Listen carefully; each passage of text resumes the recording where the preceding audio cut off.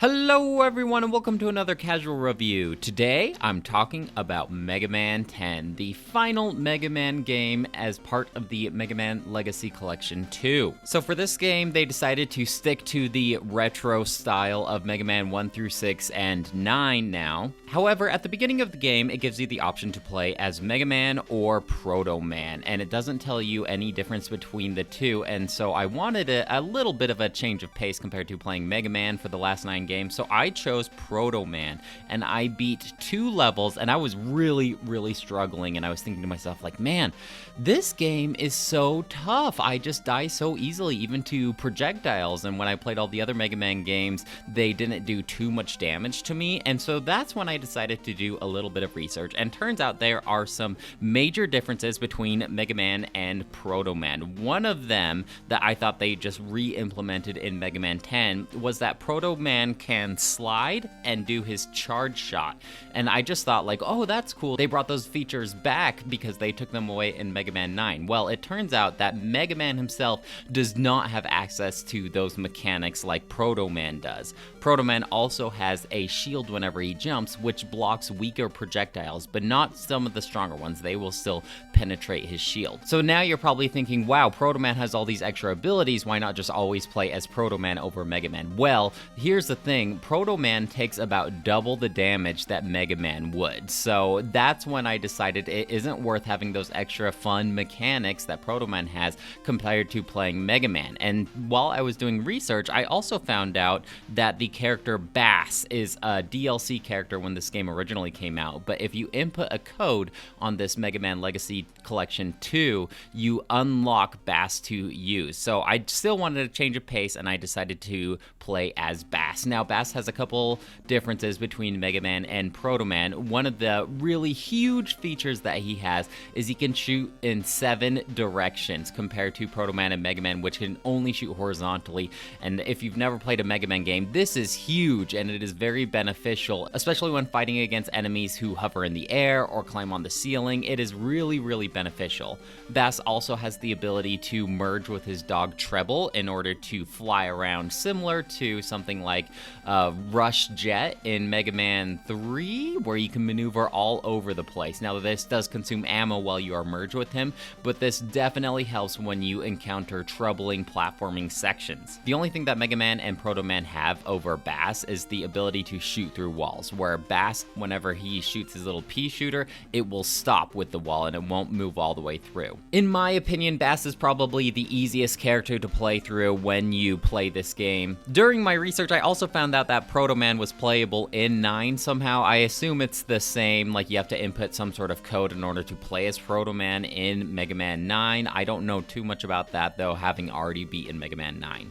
In my opinion, Bass is probably the easiest character to play as, but I would recommend doing so because this game is actually pretty difficult, like about the same difficulty as Mega Man 1 through 6. However, you do not have access to the rewind feature that the Mega Man Legacy Collection 1 had. If you are intimidated by the difficulty, however, this is the first Mega Man game that I've noticed having an easy difficulty or normal difficulty. I went with normal, but I wouldn't blame you if you chose to play on easy difficulty, because yeah, this game is pretty hard. The plot is pretty simple, like all Mega Man games. This time Wily's up to his old antics, and he has sent out this disease that infects robots called Roboenza, and he is the only one who has a cure. So he's saying, hey, come work for me and I will provide you the cure, otherwise you will die. And so that kind of makes sense why Bass would be involved with Mega Man and Proto Man in order to stop him, because it affects his race. In terms of abilities, we don't have too many unique ones like Gravity Man's in Mega Man 9. You have your typical shield. This time it is like these water bubbles, and each one acts as its own projectile. So if it damages an enemy, it goes away. That opens up some more of your defenses, so it isn't as good as the shield in Mega Man 9 and Mega Man 7,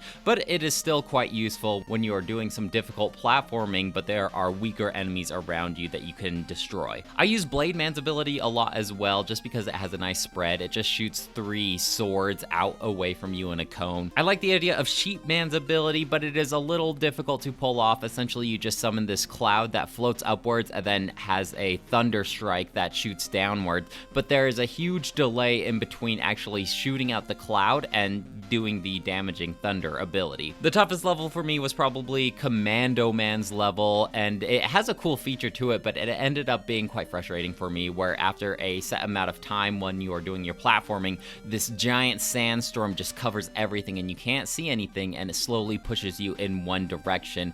And so a lot of the times they would set up these spikes on the walls, and you had to remember where the spikes are so the sandstorm doesn't push you into one of these spikes. I noticed that W tanks are significantly worse in this game. In previous Mega Man games, W tanks would refill all of your ammo for every single ability. In this one, it only refills the ammo for one specific ability, so definitely not worth your currency buying these. Most of the time, I would save up my bolts to purchase E-tanks, which I really just hoarded until the last Fortress Gauntlet, climbing up to the Dr. Wily battle. One thing that I'm very happy that they brought back is the ability to change your abilities using the shoulder buttons rather than having to pause every time. As far as music, I really do like the music in Mega Man 9 and 10, just because I am quite partial to that chiptune style of music, but they still don't hold a flame to Mega Man 2 and 3's soundtrack. Some of my favorite songs in this game would be the levels leading up to Dr. Wily in the Wily's Fortress levels. Playing through Mega Man 1 through 10, I think I did have the most fun playing through Mega Man 7 and 8. Yeah, they were weird and maybe not as well designed as the other Mega Man games, but at least they felt innovative and like they were changing up the formula at some degree.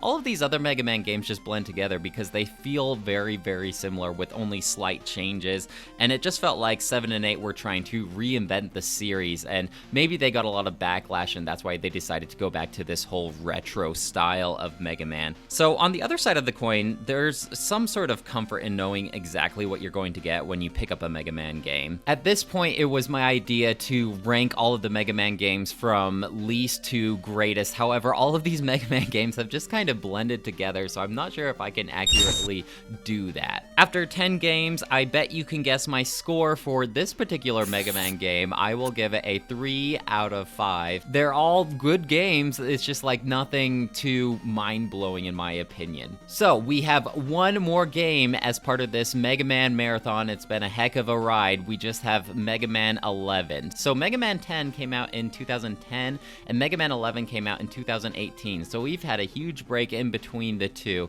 and I'm excited to see what kind of ideas they have come up with this new modern Mega Man game. I know that they didn't stick to the retro style because on the back of the box, it doesn't look like that at all. So I'm pretty excited for it. Well guys, that's it for me. Let me know if you have any questions or comments about Mega Man 10, the Mega Man Legacy Collection 1 or 2, or the Mega Man series in general, and I'd love to hear what you have to say. Otherwise, I'll talk to you later. Bye!